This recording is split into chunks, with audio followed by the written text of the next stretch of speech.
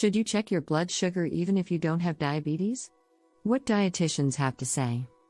People without diabetes have been checking their blood sugar, and dietitian experts weigh in about whether it's a good idea. One of the latest trends in 2022 is folks checking their blood sugar. Typically, people with diabetes tend to check their blood sugar regularly, but this new trend has people who don't have diabetes checking their blood sugar levels. Is this something you should be doing? Several registered dietitian experts weigh in. Related, the best time to check blood glucose after a meal. How your body regulates blood sugar. If you don't have diabetes, your body naturally regulates blood sugar levels. After you eat a meal, your body breaks down, aka digests, foods into their components, which are absorbed from your gut into your bloodstream. Any carb-based foods, like milk and dairy, starches and fruit, will be broken down into their components, much of which is glucose. Once higher glucose levels are detected in your blood, typically after a meal, the pancreas releases insulin, which causes the body to absorb glucose from the blood, thereby lowering blood sugar levels back to normal, for the Centers for Disease Control and Prevention. If your blood sugar levels get too low, the insulin level goes down and glucagon is released, which causes the liver to turn stored glycogen back into glucose and release it into the blood. This helps bring blood sugar levels back to normal. Is it beneficial to monitor blood sugar if you don't have diabetes? I really can't imagine why, though it would certainly be fascinating, says Virginia-based Jill Weissenberger, MS, RDN, creator of the Pre-Diabetes Meal Planning Crash Course. Weissenberger explains that blood sugar levels fluctuate all day whether you have diabetes, pre-diabetes or neither. That is normal and exactly what's supposed to happen. According to the CDC, a healthy person's blood sugar levels range from about 70 to 140 mg/dl depending on food intake, exercise and more. In people with diabetes, however, depending on medications, blood sugar levels can vary more. Weissenberger explains, if you don't have prediabetes or diabetes, and your blood sugar fluctuates in the normal range, there's no need to measure blood sugar levels. Why does someone with diabetes monitor blood sugar? In a person with diabetes, if blood sugar levels become too high or out of control, it can lead to increased hunger and thirst, blurred vision, frequent urination, headache and fatigue. If someone's blood sugar gets dangerously high, it can lead to a condition called ketoacidosis, which can cause vomiting, dehydration, deep labored breathing, rapid heartbeat, confusion or disorientation, and even coma. Most people with type 2 diabetes tend to check their blood sugar levels in order to make sure they stay within a healthy range. Weissenberger says, when you monitor your blood sugar at home, you can see changes over the short term, unlike when you have quarterly lab checks at the doctor's office. Fasting blood sugar levels tell us a lot, but they tell us nearly nothing about how food and exercise affect blood sugar levels. For that understanding, we want to measure blood sugar levels more often. Weissenberger advises clients with diabetes to check their blood sugar levels right before eating and about 2 hours later. That gives a pretty good idea of how the meal affected their blood sugar levels. If they only checked after eating, they would not know the difference the meal made. Related, why are my fasting glucose levels high? How do people with diabetes monitor blood sugar levels? Some people with type 2 diabetes with good levels of control will need to monitor only several times a week and when sick or when their schedule changes, Weissenberger explains. 1. Most people use a small handheld monitor with glucose strips and a small needle to draw blood from a finger. Continuous glucose monitors are becoming more available and more popular. 1. They allow the wearer to monitor their blood glucose levels 24/7, which is especially beneficial for people at risk of extreme highs and lows.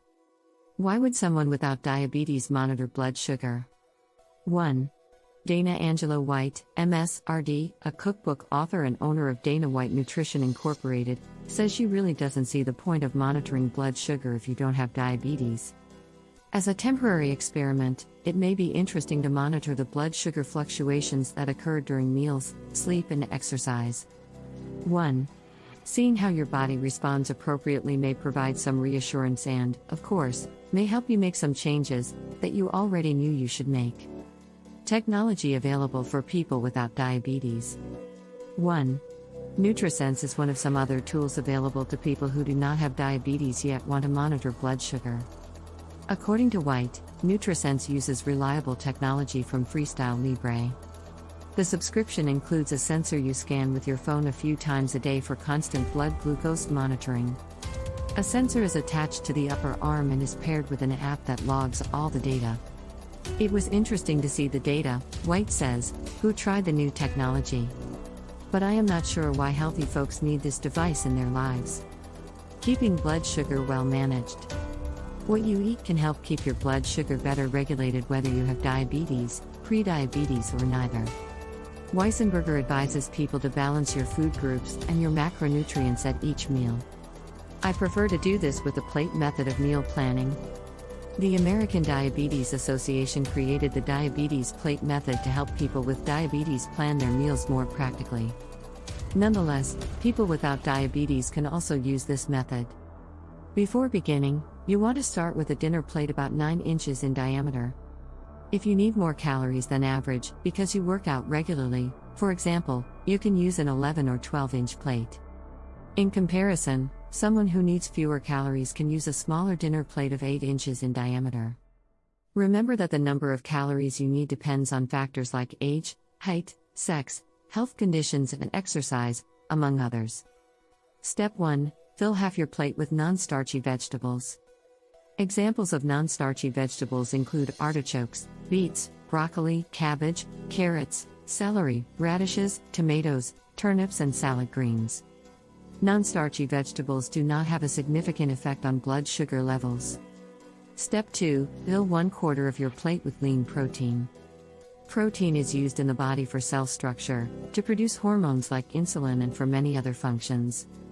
Foods high in protein, like fish, chicken, meats, soy products, and cheese, are called protein foods. You can choose animal or plant-based protein options. Step 3. Fill the last 1/4 of your plate with carbohydrate foods. Carbohydrate foods include grains, starchy vegetables, fruits, and milk and yogurt. When choosing a grain, opt for whole grains whenever possible. Examples of whole grains include whole wheat pasta, brown rice, quinoa, and bulgur. Starchy vegetables include winter squash, like acorn and butternut, corn, green peas, parsnips, plantains, and potatoes. Legumes and pulses can also be part of this quarter of your plate, as they provide carbohydrates and protein. Examples include beans, edamame, lentils, nuts and nut butters, peas and tofu. Fruit and dairy products belong on this quarter of the plate too.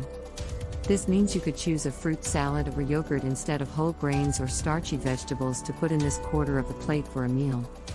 Step 4. Add water or another zero-calorie beverage to complete your meal. Beverages can affect your weight and blood glucose. Opt for water, seltzer, hot or cold plain tea or coffee, without or with just a small amount of any added ingredients like cream, sugar, milk, or non-dairy creamer. Step 5. Choose healthy fats in small amounts. Healthy fats can be added to any part of the plate. For example, add a tablespoon of nuts, seeds, avocado, or vinaigrette to salads. The bottom line. Experts agree that if you don't have diabetes, there really is no need to monitor your blood sugar levels. However, if you're concerned about your blood sugar levels, a healthy lifestyle and balanced eating habits can help you keep them in check. For additional concerns, talk to your healthcare provider for a personalized approach. Related, 12 healthy ways to lower your blood sugar.